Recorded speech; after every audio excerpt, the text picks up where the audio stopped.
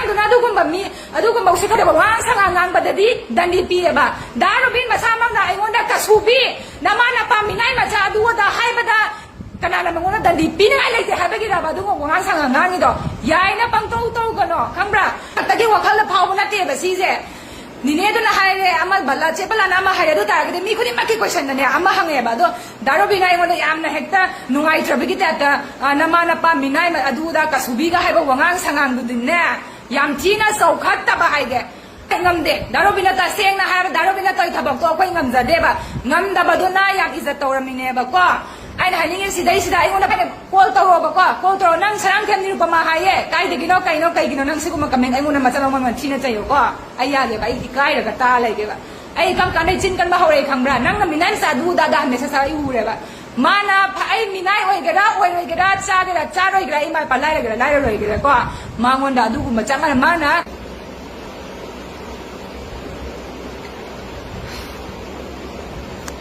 Mama wis pong ani makai maktare darobin mangang dai message habane ala tre darobin na call taram baldi ai pai ai na call to baldi pai re pasin lei re pa ado mai to ne wari se ai chau khra lang re ko darobin da ado ye dum sing to mar sam pro ya ko wari sa lai ai na darobin na sa ba wari ta ni ai na sa ba wari su darobin na ta ni khala ai khana ga sauna ga dai di sengdok na ga dai di amna chau thok ka su pam de ko ai na hai ni process si na ba mayam de ge tension stick to go sun na te ba ai gi su ai gi voice amoi nai ku thok ka si ja ya de du da na ching ba mayam lei bi no ba ko sama thagalak pada comment pi ba ya ba ya da ba adagi ka hen ba comment ka hen da ba comment post thagala bani na ko khoi jo seng na ge har di post thagala ko da mi myam u ra jano ye nga jano comment pi ra jano thagala ko na thana adu ra di ai opinion na pi ja bane ko opinion ja kadai ko yam kan na he te izat sok pa ya ba comment khoi ai do izat sok pa ya na khala se bai na pi comment se smai to bane wa ho se khara ni mamang da nungi si mamang da nine ama na releif kem da leiba nine ama na hai pot yon ma chat pada je balagi um da pot yon ma chat pada samai na taw re na adu kan da phisa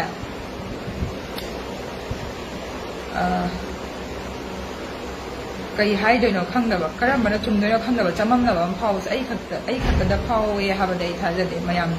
marak da panine na hai da su tha jai ko adu ga che bala na ne som da hairam gadra hai bu zo khoi ko loi hang ni ba si se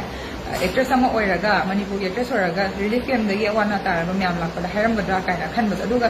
nine gi sai ta yen kan da ne nine na wana lei ta ba gi bala actress yam da asam myam puraga chat pada kai gi adu mai na behave ta or ino si zo khoi gi praja da loi hang ne ba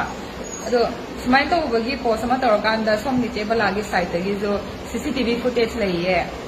ado sengdok haning mai na thak ba zu u ba hai ta adu ga angang la hanoi dera de khang re nupa mana ko hai ba nupa se xyz se ai mamin su khang de kamaya account hang gi su khang de ai ga khang na lu ba su lai te kanai ma chan adu da kain ta khang de ko ai ga related ama to hoi de ba mi ne ba man na yam na unnecessary hoi ba comment sai ta re ko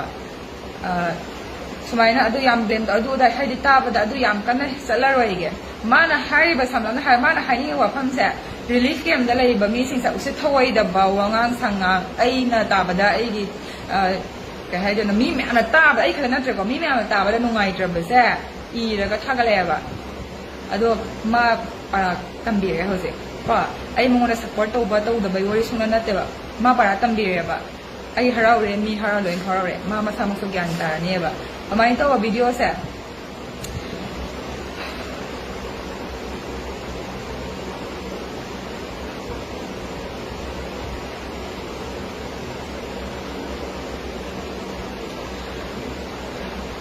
ado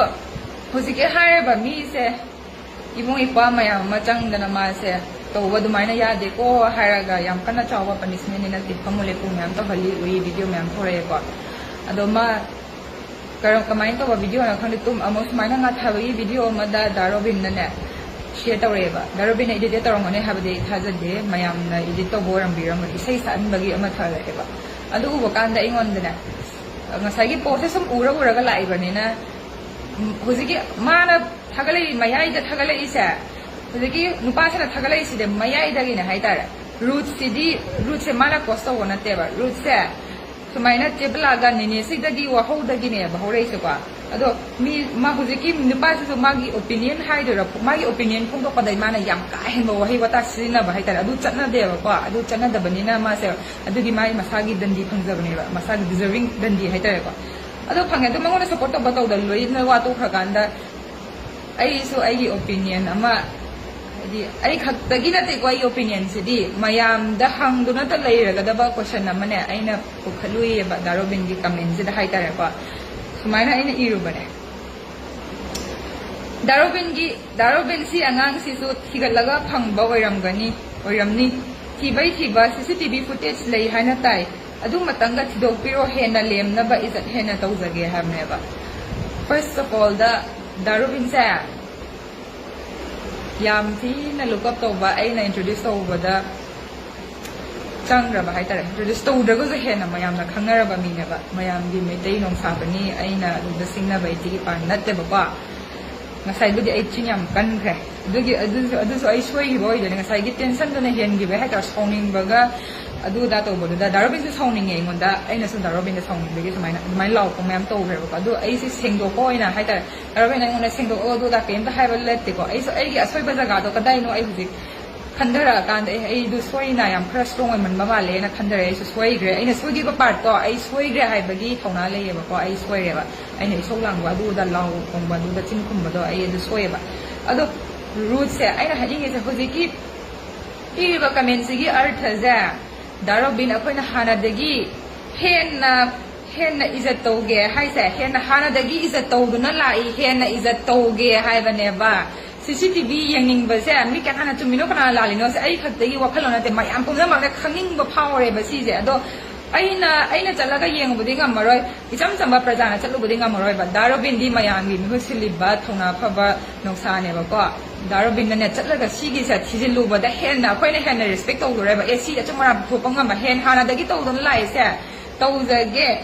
angang ju thiraga toini dana sumaina ne thijin bio ha bana sidai amna head oi ba comment aduga aina darobin da bebar lai ta ba adu da hai darobin hairi ba ba han ba hora pa sumaina hai do darobin ato pa sen sam da pura kan da ko sumaina hairi ma da namana pa na warak ta ba wangang du torakano uchi man ba nasaktuna misokpagi dress ama sechilaga misona mukano kari mari lainage nanga leis nangna haisiga miyam usitaba tawgano nangi haktakta namana pa yauna chopa nangi nangni madu tawhaningde hai sidai sida hoi aina piba comment sa yamna hen malle haragadi darobina pi su yam hen malle na ai lora ne ba ramdi icham cham na hoi thijin se adu da na hai do adu icham cham na lora magadi hoi hen harau da ne hen je taw da sidai sida nama na pa warak ta ba wangang sangang adu da ai sa ai garam ba wangang na yam ka hen ba yoi no or si sa ka hen ba yoram me haraga su ai opinion khongdok sa bane ba hoi opinion se darobin se darobin gin opinion am khongdok ka na yam no ning ba phawe na huziki angang ji video se share tawre ba do ai khoi se amatta urabanina ko se pininge ba ko khangninge ba sigi opinion na pizza ba ne sidai sidai yam la an ne do maina chat khre ba ko ado khare na mana pa du da yaw ado ai gi family background je kai su puthok ba ge arthadi leite na khale swai da maram de comment pi se ai sara ne sarang them Nirupama na ne ado sigi comments de yam soi bi yaw ga di ai la le ba ko ta seng na la le Prazamayam da aduga aina relief camp da lay ba ichinaw sing ai ko khana chana ba mari mata yam lay ai gi doctor khano relief camp da se yam lay aduga mafam khuding mag ta ne mi am lay ha bi so khoi loin khange ba do ai gi imung sa ai gi imung da ai gi che khoi chinaw mari ko ai gi che anu subi gi nupa sa nongmai na soe ko nongmai na sok gi sumai na khoi ai gi imung da su awaba tar ba ni adagi di relief camp da khoi lei ru de har ba su loin sarok yaraga ai gi mai pa like kai gi lei khoi lei ta ba na ma khalamani ko ai gi mai pa du da lei ta cha da ba thak ta ba da mayam gi san kai tongai du da dakar ora pa matam da ai gi mai pa na ngam de ya da pa mi ai na pa mi ba ko ai to lok chandri angang oi to ga to bu ꯑꯩꯅꯁꯨ ꯑꯉꯝꯕ ꯃꯇꯦꯡ ꯇꯧꯔꯦꯕ ꯑꯗꯣ ꯍꯥꯏꯅꯤꯡꯉꯤ ꯄꯣꯠꯇꯤ ꯍꯣꯏ ꯑꯗꯨꯒ ꯑꯃꯨꯛꯀ ꯗꯥꯔꯣꯕꯤꯟꯅ ꯁꯨꯃꯥꯏꯅ ꯃꯦꯁꯦꯖ ꯊꯥꯔꯛꯑꯦꯕꯀꯣ ꯃꯤꯅꯥꯏ ꯃꯤꯔꯦꯝ ꯅꯣꯏꯗꯤ ꯃꯤꯔꯦꯝ ꯑꯣꯏꯅ ꯑꯗꯨꯝ ꯂꯩꯌꯣ ꯃꯤ ꯎꯁꯤꯠꯇꯕ ꯇꯧꯔꯛꯀꯅꯣ ꯅꯪꯒꯤ ꯅꯃꯥ ꯅꯄꯥ ꯅꯋꯥ ꯄꯨꯝꯕ ꯑꯩꯈꯣꯏꯅ ꯇꯧꯔꯤꯁꯦ ꯉꯝꯕ ꯅꯠꯇꯦ ꯃꯤꯊꯤꯕꯣꯡ ꯈꯪꯉꯦꯗꯅ ꯃꯤ ꯎꯁꯤꯠꯇꯕꯁꯦ ꯌꯥꯝ ꯆꯣꯞꯄꯅꯤ ꯅꯃꯥ ꯅꯄꯥ ꯌꯥꯎꯅ ꯆꯣꯞꯍꯟꯒꯅꯣ ꯅꯪꯒꯤ ꯍꯛꯇꯛꯇ ꯍꯥꯏꯀꯣ ꯁꯨꯃꯥꯏꯅ ꯃꯦꯁꯦꯖ ꯑꯃ ꯂꯥꯛꯄ ꯑꯩ ꯊꯦꯡꯅ ꯑꯗꯨ ꯁꯨꯃꯥꯏꯅ ꯂꯥꯛꯏꯁꯦ ꯍꯣꯏ ꯐꯔꯦꯕ ꯗꯥꯔꯣꯕꯤꯟ ꯍꯣꯏꯅ ꯇꯧꯕ ꯑꯩꯈꯣꯏ ꯉꯝꯗꯦ ꯑꯩꯈꯣꯏ ꯏꯃꯨꯡꯅ ꯑꯩꯒꯤ ꯀꯩꯅꯣ ꯂꯩꯀꯥꯏꯅ ꯑꯩꯒꯤ ꯁꯥꯒꯩ ꯅꯥꯇꯩꯅ ꯉꯝꯃꯝꯗꯕ ꯌꯥꯏꯑꯕꯀꯣ ꯑꯗꯨꯅꯕꯨ ꯑꯩꯈꯣꯏꯅ ꯗꯥꯔꯣꯕꯤꯟꯅ ꯌꯥꯝ ꯂꯨꯀꯞ ꯇꯧꯔꯤꯅꯦ ꯌꯥꯝ ꯏꯖꯠ ꯁꯟꯃꯥꯟ ꯇꯧꯔꯤꯅꯦꯕ ꯁꯤꯁꯦ ꯊꯝꯒꯦꯕꯀꯣ ꯑꯗꯨꯅ ꯑꯩꯈꯣꯏꯅ ꯚꯤꯗꯤꯑꯣ ꯊꯥꯒꯠꯂꯛꯄ ꯈꯨꯗꯤꯡꯒꯤ ꯌꯦꯡꯉꯒ ꯁꯨꯛꯀꯩ ꯂꯩꯕꯗ ꯑꯩ ꯉꯁꯤ ꯐꯥꯎꯕ ꯗꯥꯔꯣꯕꯤꯟꯒꯤ ꯚꯤꯗꯤꯑꯣ ꯃꯌꯥꯝ ꯌꯦꯡꯉꯦ ꯑꯗꯣ ꯉꯁꯤꯒꯤꯁꯦ ꯁꯦꯡꯅꯒꯤ ꯍꯩꯗꯣꯛꯆꯔꯣ ꯍꯥꯏꯕ ꯃꯇꯝꯗ ꯑꯩꯅ ꯗꯥꯔꯣꯕꯤꯟꯗꯣ ꯌꯥꯝ ꯂꯦꯝꯗꯦ ꯈꯟꯈꯤꯕ ꯁꯤꯃꯗ ꯑꯩ ꯇꯁꯦꯡꯅ ꯍꯥꯏꯔꯦꯀꯣ ꯌꯥꯝ